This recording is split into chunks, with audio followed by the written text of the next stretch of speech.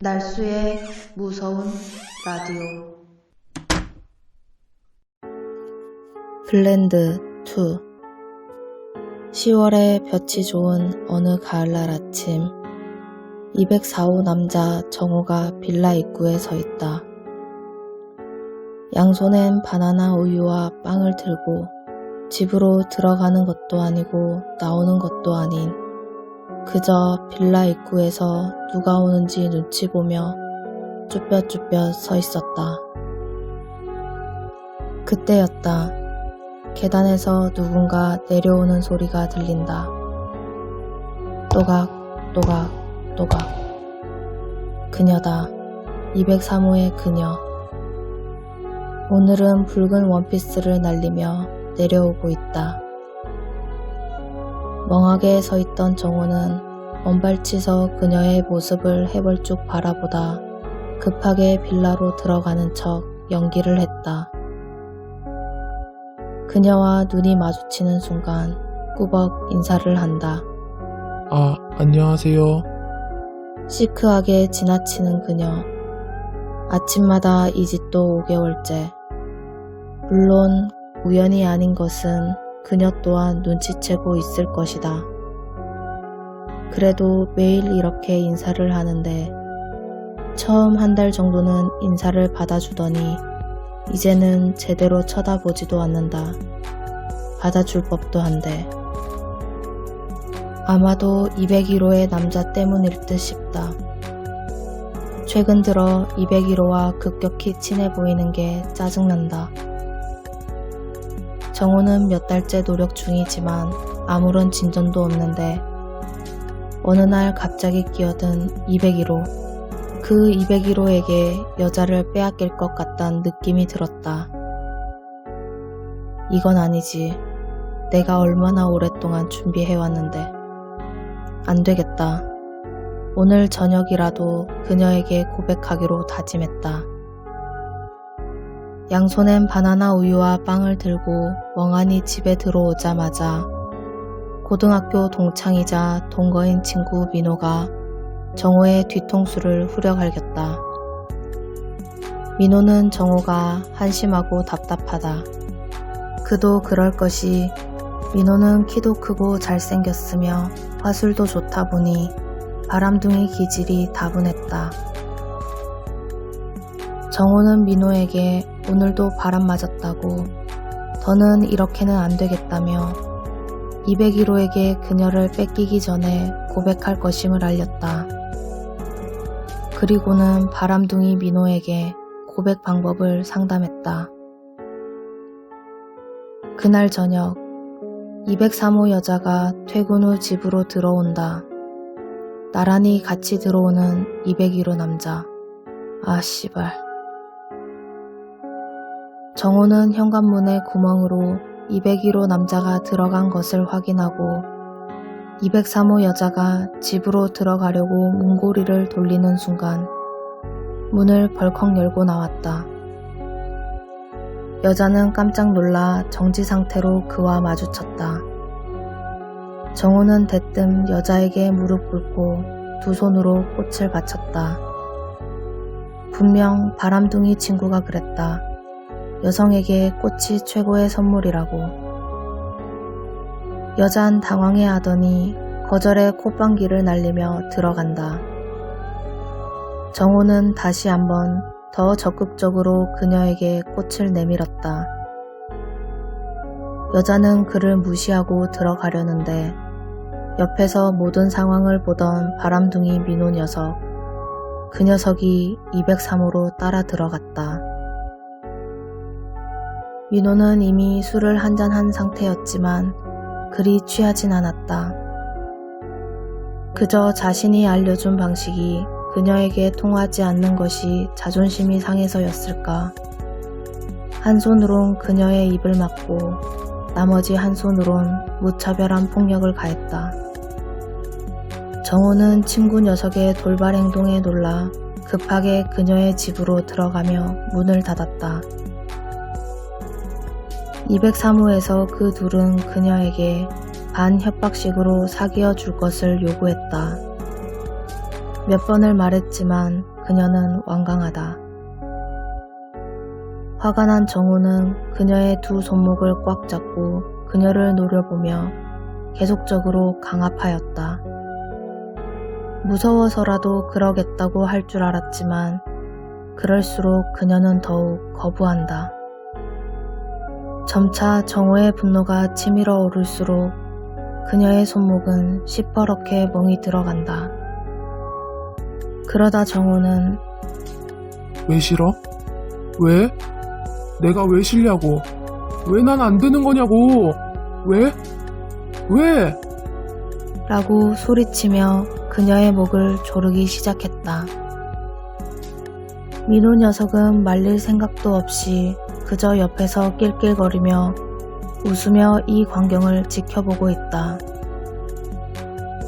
눈에 흰자위만 보여가던 여자가 부르르 떤다.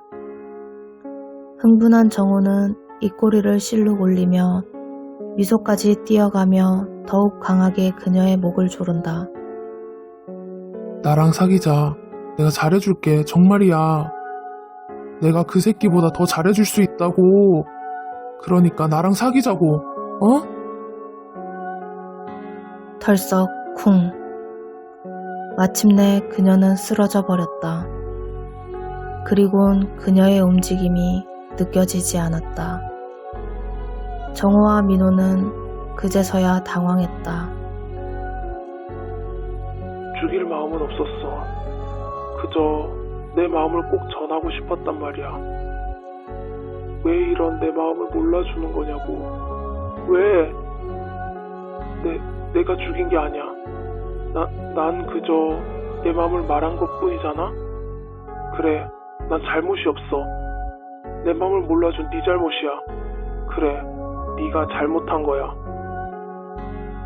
현실을 파악한 그 둘은 지금 상황을 모면하고자 재빠르게 203호를 빠져나와 본인들의 집으로 돌아갔다. 이틀 후 5층에 사는 건물주가 203호에 노크를 한다. 아무리 전화를 해도 전화도 되지 않고 노크를 해도 답이 없어 건물주는 비상용 디지털 도어 마스터 키를 꺼내 문을 열고 들어갔다. 203호 여자의 싸늘한 시신을 발견했다. 선선한 가을날이라 다행히 시신이 부패하진 않아서 건물 안팎의 다른 이들은 눈치채진 못했나 보다. 건물주는 112 신고하기 전 CCTV를 확인 후 모든 과정을 확인했다. 그리곤 건물주는 생각했다. 최근 203호 여자의 집 전기세와 수도세가 많이 줄고 201호 집에는 그 금액들이 늘었다. 두 사람의 관계는 이미 소문으로 듣고 눈으로 확인한 상태였다. 단순히 미친 남자 2명이 저지른 돌발 사망사고보단 사랑했던 연인의 변심으로 일어난 안타까운 사고가 그나마 집값이 덜 떨어질 것으로 판단했다. 곧바로 204호 문을 두드렸다. 정호가 문을 열자마자 건물주는 바로 밀치고 들어갔다. 그리고 얼마 후 건물주가 신고했다. 건물주는 경찰에게 요 며칠간 CCTV가 고장이었다고 말하며 201호 남자와 203호 여자가 연인 사이인 것 같다고 말을 했다. 최근에 둘의 사이가 별로 좋지 않은 것 같아 보였다는 말도 덧붙였다. 경찰이 탐문 조사를 위해 204호의 배를 눌렀다. 정호는 이틀 전쯤 203호 여자와 201호 남자가 싸우는 소리를 들었다고 증언한다. 옆에 있던 민호가 맞장구를 치며 바깥이 시끄러워서 인터폰으로 확인해 봤더니 201호 남자가 203호 여자에게 화를 내고 있었노라고 증언했다. 그리하여 이 사건은 201호 남자와 203호 여자 두 사람이 사귀다가 감정 싸움으로 번져 홧김에 201호가 203호를 살해한 것으로 마무리되었다. 그렇게 정호와 민호는 위기를 모면하게 되었다. 둘은 숨죽여 낄낄대고 있었다.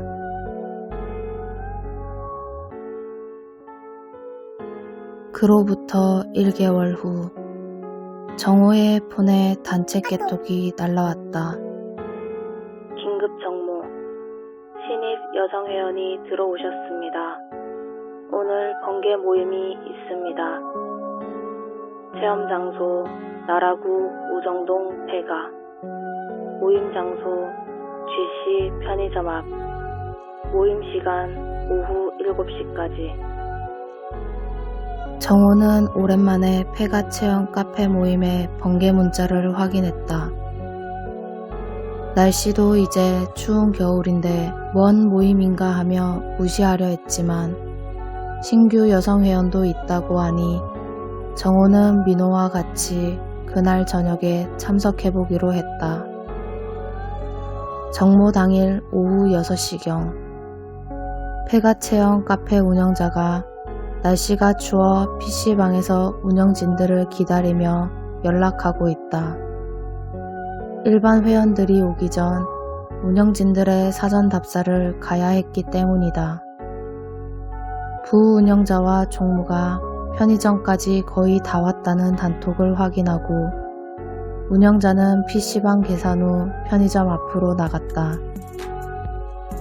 참고로 운영자는 약간의 신기가 있어서 귀신을 느낄 수 있었으며 부운영자는 집안에 무당이 계셔서 귀신을 볼 수 있다고 한다. 총무인 그녀는 퇴마 담당으로 모임 내에서 가장 신기가 세고 폐가에서 혹시나 귀신이 씌었을 때 뒤처리를 담당하고 있다. 오랜만에 운영진들의 만남이다. 여름 정기 모임 이후 오랜만에 만남이라 서로 안부를 묻고 편의점 근처에 있는 그 폐가로 들어갔다. 평소 신입들이 처음 가는 폐가는 너무 위험한 곳은 피하고 적당한 곳으로 찾아다니곤 해서 이곳으로 정했는데 사전 답사를 마친 세 사람은 찝찝함을 느끼며 누구 하나 먼저 말을 꺼내지 못했다. 세 사람은 공통적으로 느낀 하나의 존재가 있었다. 한편으론 그리 위험해 보이진 않았지만 그래도 뭔가 모를 찝찝함을 남긴 채 폐가를 나왔다. 세 사람은 편의점으로 들어갔다. 서로 말없이 소주 한 병과 천일염을 구입한다. 알바생이 저쪽 폐가 다녀오시나봐요? 3,700원입니다. 종이 소주잔은 인원수에 맞게 챙겨드릴게요. 라고 말하며 종이 소주잔 5개를 챙겨주며 빙긋 웃었다. 운영자는 애써 웃으며 고맙습니다 라고 말하며 결제하였고 세 사람은 서로 말없이 눈치를 주고받았다. 편의점을 나온 세 사람은 조용히 어느 골목으로 향했다. 가장 뒤에서 걷던 총무는 머리 뒤편이 뻐근함을 느꼈다. 골목으로 쭉 들어가 세 사람은 입을 소주로 각을 하고 서로에게 소금을 뿌리고 총무는 간단한 확인의식을 치렀다. 운영자는 긴급 공지 취소 깨톡을 날렸다. 금일 번개 모임은 취소하게 되었습니다. 자세한 이야기는 카페 공지로 남기겠습니다. 정모 당일 오후 6시 40분경 정모 약속 장소 편의점에 들어온 정우는 깨톡을 확인했다. 오랜만에 신입 여자 회원들이 오기에 잘해보려고 일찍 도착했는데 모임 취소라니. 씨발씨발하며 편의점에서 숙취 음료 한 병씩을 사고 있었다.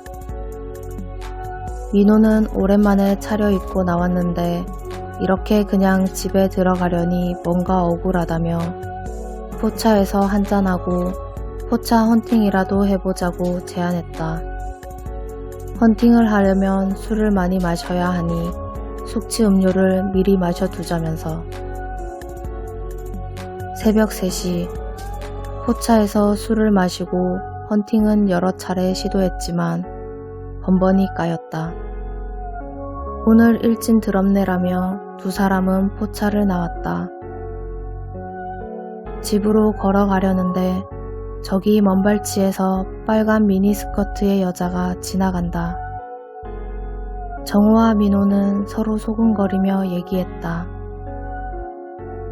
정호는 늦은 밤, 그것도 겨울에 짧은 치마를 입고 있는 그녀가 한편으론 한심스러우면서도 겁도 없다고 생각하며 작전을 시작했다.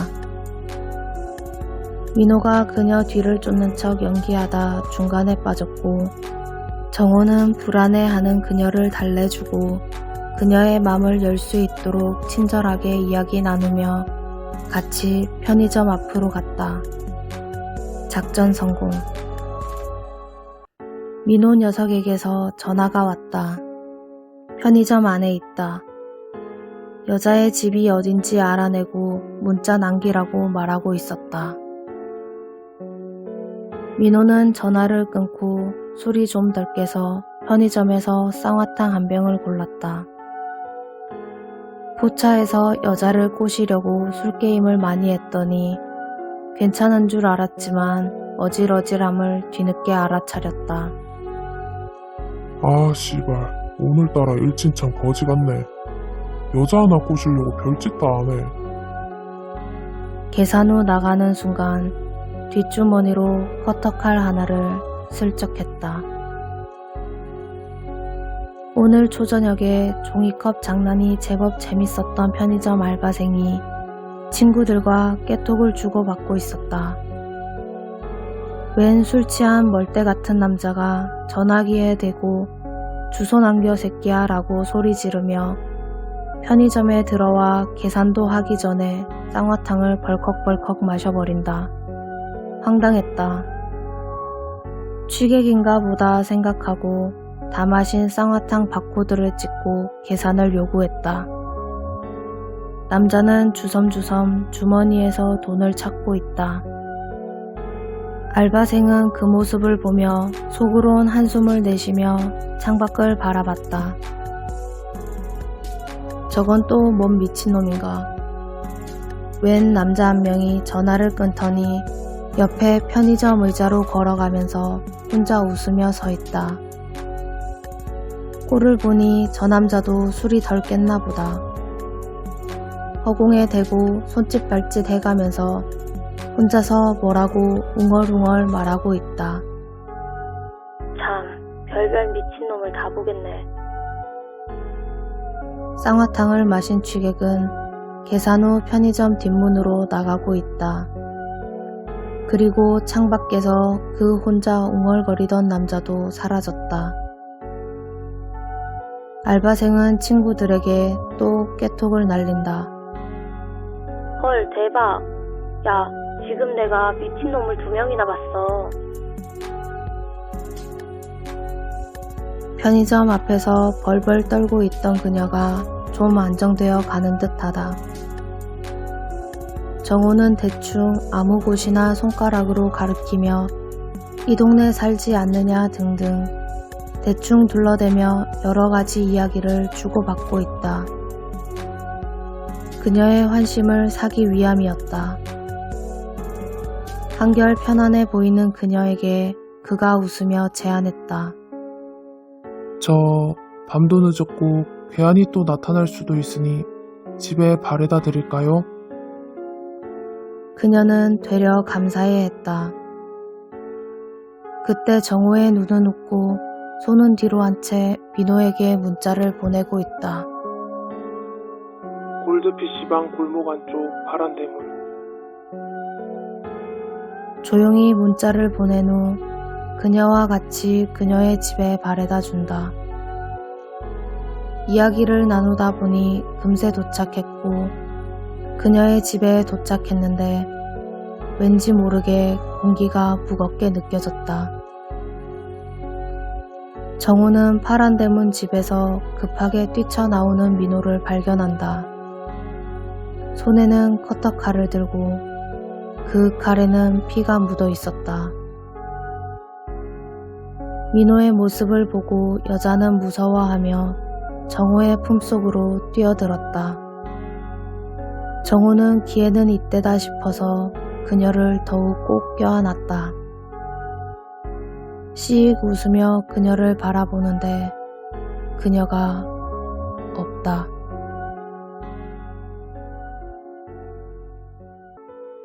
정호는 그저 자기 자신을 두 팔 엇갈리게 꼭 안고 있었고 어찌된 영문인지 몰라 어리둥절해했다. 민호의 피를 보니 더더욱 어찌할 바를 몰라하며 민호와 같이 그곳을 벗어나려 했다. 미친 듯이 뛰었다. 뛰어가며 무슨 일인지 물어보니 민호는 모르겠다고만 한다. 녀석의 손엔 웬 칼이 쥐어져 있고 칼에는 피가 묻어 있었다. 그 피는 아무래도 친구 녀석의 피로 보인다. 민호의 손등과 손목 근처가 칼에 찔리고 베어 있었던 것이다. 갑자기 밀려오는 공포와 두려움에 덜덜 떨던 두 남자는 미친 듯이 달려 빌라 입구에 도착했다. 그리고 빌라 현관 비밀번호를 누르려는데 덜덜 떨리는 손가락에 비밀번호를 몇 번이나 틀렸는지 모른다. 아, 침착하자. 크게 심호흡을 하는 순간 보았다. 아까 보았던 짧은 치마의 그녀가 멀리서 보인다. 그녀는 아까의 빨간 짧은 치마와는 다른 붉은 원피스를 입고 있었고 그녀가 스르르 조금씩 다가온다. 코앞까지 다가온 그녀와 눈을 마주친 순간 두 남자는 그저 얼어버려 꼼짝할 수 없었다. 그때 그녀가 입이 쓱 찢어지며 크게 소리친다. 싫어. 싫다고. 싫단 말이야. 빌라 입구에서 두 남자는 동네가 떠나가게 소리를 질렀다. 빌라 주민들은 창문을 열고 입구를 보고 깜짝 놀라 구경하고 있었다. 웬 남자 둘이 빌라 입구에서 소리를 지르는 모습을 보고 놀라지 않을 수 없었다. 어떤 이는 112에 신고를, 또 다른 이는 119에 신고를 했다. 빌라 건물주도 깜짝 놀라 뛰어내려왔다. 정호와 민호가 쓰러져 있다. 정호의 손에는 칼이 쥐어져 있었고 민호의 손목에는 피가 흐르고 있었다.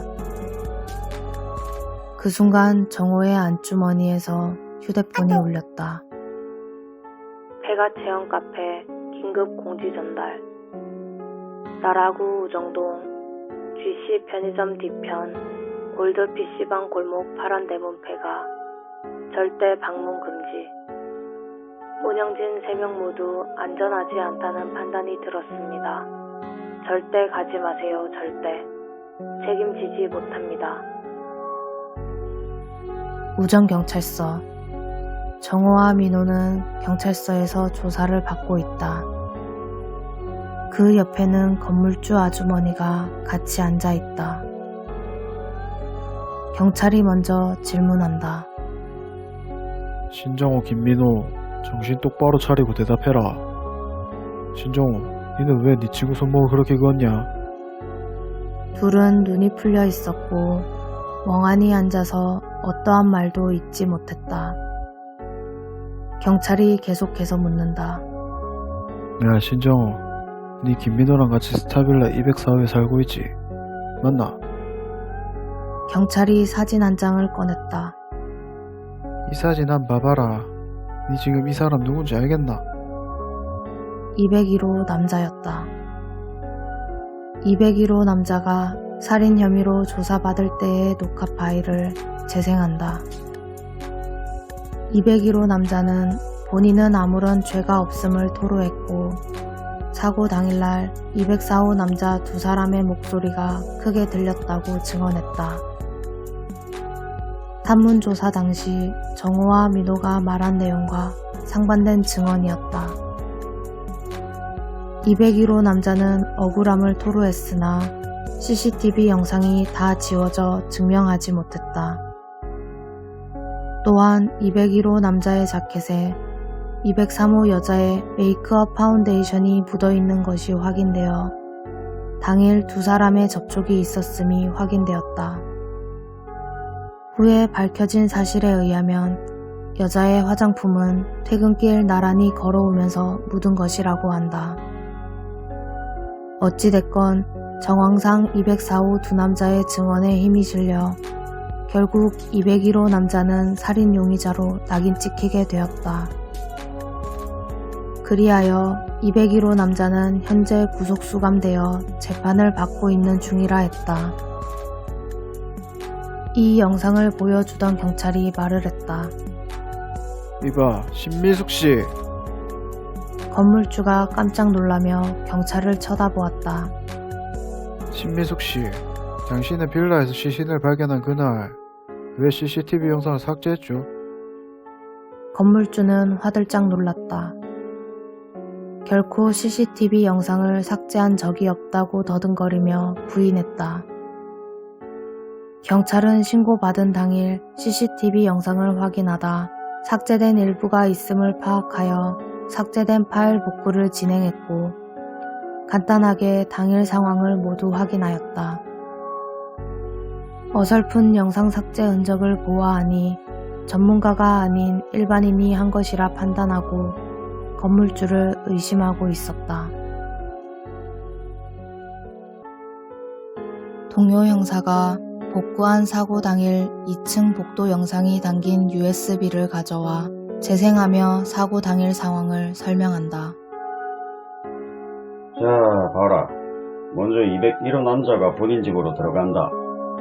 그리고 203호 여자가 집에 들어가려는데 신종호, 김민호 니네 둘이 나와가지고 실랑이 벌이고 있고 그 후에 김민호 니가 여자 멱살을 잡고 203호로 들어가고 신종호 니가 뒤따라서 들어간다. 맞지? 자, 조금 있다가 김민호, 신종호 둘이 여자 집에서 뛰쳐나오재. 그리고 신종호 니는 전화를 하면서 204호로 들어갔고 그런 이틀 동안 바깥으로 한 번도 안 나왔다. 내 설명이 맞는 것 같나? 경찰이 정호의 통화 기록 내역을 던지며 말했다. 신종호, 사고 당일 203호를 나와서 전화하면서 204호로 들어갔잖아. 누구한테 전화했나?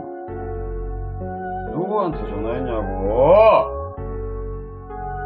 정호는 기억이 나지 않는다고 했지만 핸드폰에 삭제한 통화 기록 또한 통신사로부터 이미 다 확보해둔 경찰이었다. 경찰이 다시 한번 말한다. 내가 재밌는 거 하나 말해줄까? 일부 초범 범죄자 중에 다수는 자신이 사고 친 후에 당황해가지고 자신의 최측근한테 전화해서 행설수설을 하더라고. 보통은 가장 신뢰하는 사람이지. 예를 들어서 배우자나 부모님. 상황을 모면하고 싶었겠지. 그리고 네 행동에 대한 잘못보다 합리화를 했겠지. 신정호! 이 어머니한테 전화를 했다. 맞나? 신정호는 그저 묵묵부답을 이어갔다. 경찰이 계속 이야기를 이어간다. 신정호 니는 어머니께 전화를 했고 어머니께서는 아들의 사고를 무마하고자 증거인멸과 다른 알리바이를 만들었다. 맞죠? 신미숙씨. 그렇다. 신미숙, 신정호. 정호는 건물주의 아들이다. 어린 시절 아버지께서 사고로 돌아가시고 정호의 성씨는 어머니를 따르도록 바꿨다. 담당 경찰이 파악한 사건의 전체적인 이야기를 시작하였다. 신정호, 니는 여기 건물주 아들이고 그니까 특별한 직업 없이도 녀석 벌써 5년째 살고 있었네. 김민호, 니도 마찬가지고. 신미숙씨, 당신의 아들이 저지른 살인 현장을 확인하자마자 증거부터 인멸했습니다. CCTV를 삭제하고 현장에서 증거가 될 만한 것들을 치우고 닦았죠. 203호 문고리를 닫고 방에 들어가는 모습이 복궁한 CCTV에 찍혀 있었습니다. 그리고 일부러 이틀 정도 시간을 두고 신고를 했죠. 충분히 증거를 없애고 사망한 줄 몰랐다가 우연히 알아낸 것처럼 보이도록 이틀의 시간을 둔 거다, 그죠? 201호 남자와 203호 여자가 연인 사이인 것을 이용하여 두 사람의 다툼으로 문제가 발생했다는 것으로 꾸며서 201호 남자에게 죄를 뒤집어 씌우려고 셋이서 이미 말도 맞춘 거다, 맞죠? 신정호와 김민호는 넋이 나간 채로 멍하니 침을 흘리고 있다. 경찰 입장에서는 증거가 다 나왔기에 그들을 절차에 맞게 구속시키도록 해야 하는데 신정호와 김민호 두 사람이 상태가 이상했다. 신미숙은 아들과 아들 친구가 정신이 나간 상태인 것은 사고 당시 초범이라 너무 큰 충격 때문이라고 생각했다. 신미숙은 아들을 구하기 위해 변호사를 백방으로 알아보기 시작했다. 그리고 구하게 된 변호사. 그 변호사는 3년 전까지 국선 변호 전문으로 하던 변호사였고 3년 전부터는 개인 변호를 맡기 시작한 유능한 변호사라고 명함을 내밀며 자신을 소개하고 있다. 변호사는 신정호와 김민호를 대면했다. 잠깐의 대화를 나누고 난 다음 변호사는 씩 웃으며 신미숙에게 말했다. 별일 없을 겁니다. 두 사람 모두 무죄 판정, 그리고 어머니도 무죄 받아들이겠습니다. 3년 전에 어떤 20대 중반의 미친 여자가 대학생인 척하며 기숙사에서 난동 피운 사건을 변호한 적이 있는데 그때 그 의뢰인을 무죄 받게 해줬습니다, 제가. 변호사가 자신있게 자랑하는 듯이 설명했다. 무죄를 받게 된 가장 큰 요인은 바로 정신감정 후 심신미약. 지금의 의뢰자의 아들과 친구의 상태 또한 제정신이 아니어 보였다.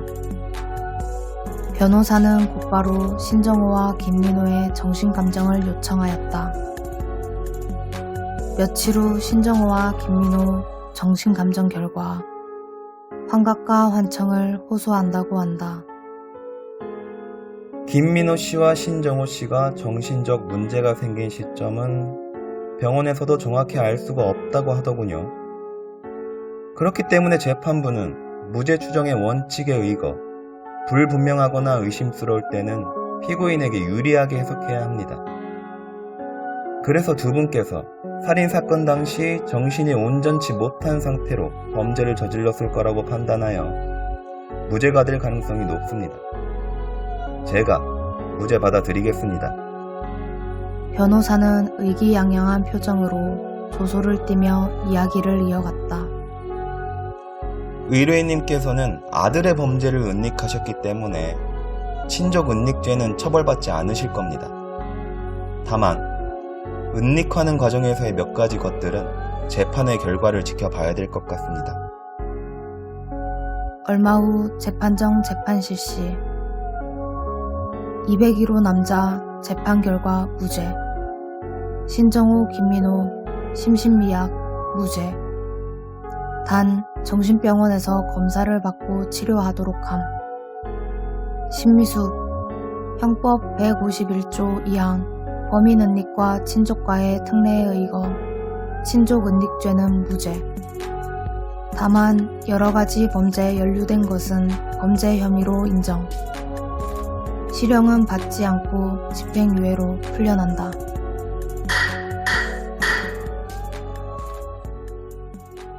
신정숙은 집으로 향했고 정호와 민호는 병원에 입원하게 되었다. 집으로 갈 때 아들의 전화기를 가져왔다. 아들의 전화기에 깨톡이 울린다. 폐가 체험 운영자 추가 공지사항. 나라구 우정동 폐가 체험을 하지 말라고 공지했지만 공지를 무시하고 해당 폐가에 다녀오신 분들 중 몇 분이 빙의 현상으로 고생 중입니다. 빙의된 회원들의 증언으론 폐가에서 자신의 손목을 자해하거나 꿈을 꿀 때 어떤 여자가 손목이 없는 상태로 방문을 계속 열려고 한다고 합니다. 이런 꿈을 꾸신 경험이 있는 분들은 꼭 연락주세요.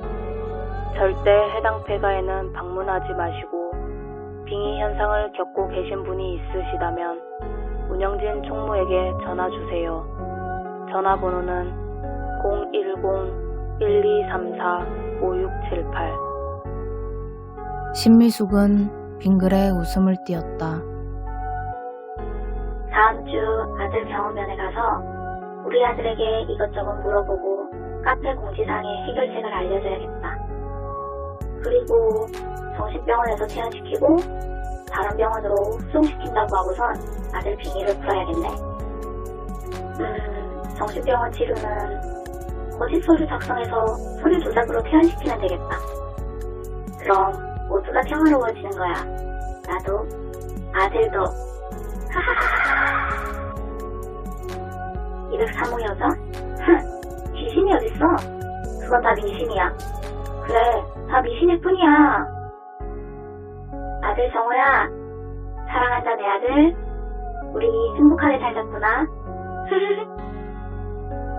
집으로 온 신미숙은 아들을 구해낼 방안이 생겨 기분이 좋았다. 집 앞에 택배가 와 있었다. 보내는 곳 나라구 우정동 318번지, 받는 곳 나라구 우정동 스타빌라 501호 신미숙.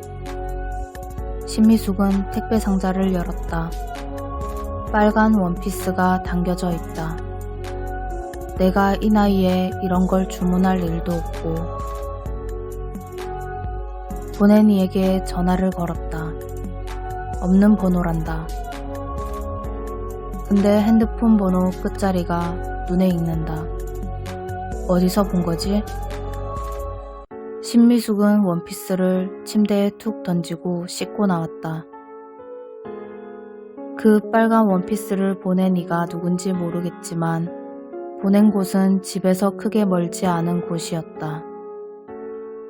누군지 모르는 이가 이런 물건을 보냈다는 것도 이상하고 잘못 보낸 게 아닌가 하는 생각이 들었다. 그런데 그러기엔 받는 주소와 내 핸드폰 번호까지 정확한데. 궁금했던 신미숙은 그 원피스를 상자에 담아서 나갔다. 차에 시동을 걸고 내비게이션에 주소를 찍어보니 10분도 걸리지 않은 거리.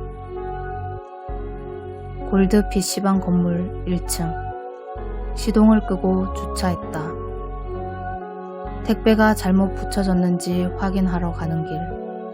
뭔가 찝찝하고 목이 탄다. 편의점에 들어갔다. 탄산음료를 하나 꺼내 들었다.